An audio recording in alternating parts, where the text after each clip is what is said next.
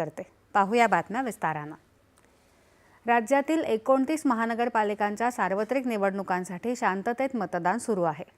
सकाळी 9:30 पर्यंत 7.3% मतदान झालं। महानगरपालिका निहाय मतदानाची टक्केवारी याप्रमाणे आहे।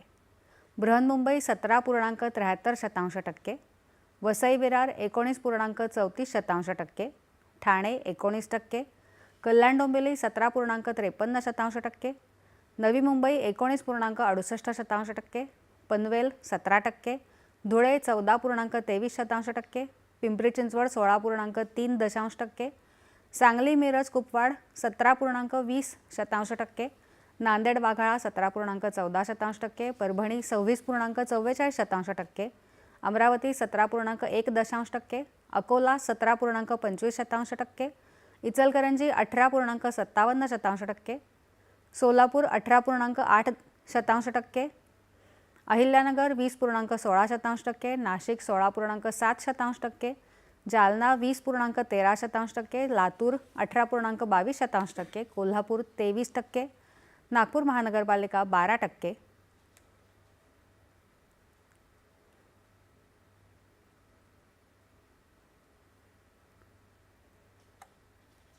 एकूण 2,869 जागांसाठी 15,908 उमेदवार रिंगणात आहेत। एकूण 3,48,79,337 मतदार या उमेदवारांचं भवितव्य ठरवत आहेत। यासाठी एकूण 39,092 मतदान केंद्रांची व्यवस्था करण्यात आली आहे। एकूण मतदारांमध्ये 1,81,94,292 पुरुष, 1,66,80,449 महिला तर 4,596 इतर मतदारांचा समावेश आहे। त्यांच्यासाठीच्या एकूण 39,092 मतदान केंद्रांपैकी एकूण 3,196 संवेदनशील मतदान केंद्र घोषित करण्यात आली आहेत।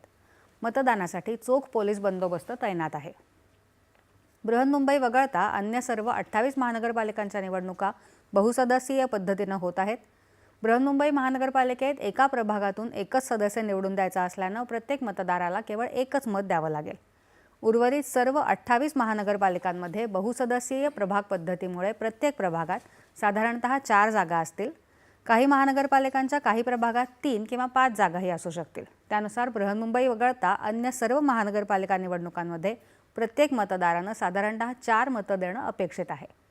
महानगरपालिकांच्या निवडणुकांमध्ये मोठ्या संख्येने मतदान करून आपणही आपल्या शहराच्या महानगराच्या जडणघडणीत योगदान द्यावं आणि लोकशाही प्रक्रियेत सक्रिय सहभाग नोंदवावा असं आवाहन निवडणूक आयोगाने केलं आहे। मुख्यमंत्री देवेंद्र फडणवीस यांनी नागपूर महानगरपालिकेसाठी